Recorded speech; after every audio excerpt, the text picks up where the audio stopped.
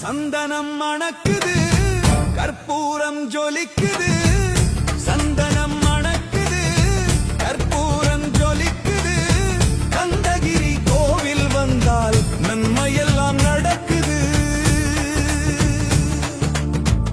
நித்தமும் பாலிலே நீராட்டுவோம், பச்சை நிறத்திலே பட்டாடை நாம் கட்டுவோம்.